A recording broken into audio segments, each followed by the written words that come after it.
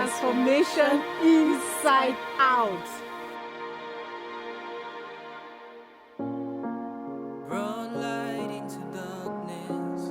Now I see life as my heritage. Made space for humanity. Eternity is our dwelling place. Father, oh my maker, you made us perfect. By your stripes we were healed. So Silas had such a wonderful program with us, and at the end of it, I can say that I had so many ideas scattered, but his program has been able to make me to come together, structure what the Lord has given me, and I believe that Zoe Communication and all its arms are going to be more productive because of the program he had with us. Thank you.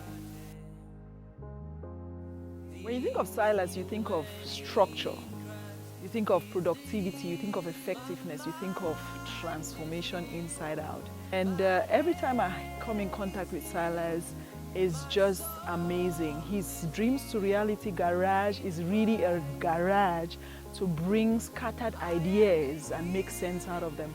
And I think that this was my experience in the last seminar that we just had. And I've seen, the growth, and every time is very transformational. I learn how to really go down deep within me and get intimate with God and understand and get clarity on the vision that God has given me. And it was just a time for reconnection with God. It was a time to really go back to the source of my dreams and to bring them together and to understand how to put it together and to go forward with these dreams that seemed so scattered in my mind. I would recommend Dreams to Reality Garage for any person that is not just interested in having a dream, but about to change that dream into a vision that can transform nations. Thank you. I just thank God for what I learned in this seminar. He opened my eyes to a whole lot of things that I never knew, that because I just realized that so many things were happening around me, negative things, which I did not know that I was contributing to majority of them. But this session has just opened my eyes to see where I was going wrong, just to see how so puppet I was thinking. I was thinking so low of myself and did not know that I was royalty. And I was supposed to think like a queen that I am. And thank God that this has opened my eyes to that. And immediately after this session, everything has changed. I have become so confident of myself. I become more bold, and I know that I can achieve anything in this life. He made a statement that most of the things that become hopeless in our lives is because of the lies that we are believing. And so I decided to shift my focus and shift my thinking, not to believe in a lie anymore, that I can and that I can do all things through Christ that strengthens me. After that session, I've realized that I've become more beautiful. A lot of people are appreciating me, and wherever I go today, they say, wow, Madam Rema, you're looking awesome and you're looking glorious.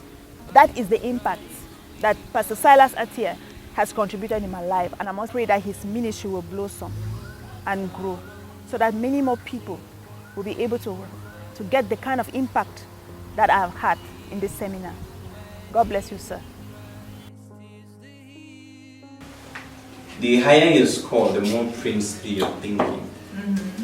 And the lower your score, the less princely you're thinking. That's what it means. I really want to appreciate the fact that I took part in Pastor Silas' lesson the other day, and it was quite enriching for me. He actually took us through an exercise which is the Prince and the Pauper test. By the time I came, if someone asked me if I was thinking princely or as a pauper, I would have said I'm princely because I'm this guy who always has self-confidence. I can always approach things with a lot of boldness. But when I did this test, it was really, I was having an honest conversation with myself while going through this, and I actually discovered my personality, the real personality that I've been carrying along. And this fixed a lot of stuff in my life, It was like it broke my walls. and it broke my walls entirely, and I was rebuilding a new personality, a personality that has a princely mentality, you know, a personality that can stand tall wherever I am with confidence, with a real kind of confidence that I should, you know, instead of trying to secretly compete with those who have some particular strengths. I found myself learning to be able to complement them with my own strengths. So I think that's honestly a very great lesson I've learned during this retreat. When you understand how God sees you, it is important to also carry yourself like that. You get it? It's important to live, to think in light of how He sees you. Now, there's a general understanding of how God sees us. He sees us as real people, true us. Right? He sees us as sons. Now, that's the foundation. He sees us as sons, as royalty. And therefore, there's a way of royal to things. Right? Now, no matter what He said to you personally, you are looking at it from a royal perspective. That's right. My first encounter with Pastor Atia Silas was actually wonderful, and it's a day that I'm not ever going to forget. He came in with this idea of speaking to God, and he brought up some beautiful ways that we could do that.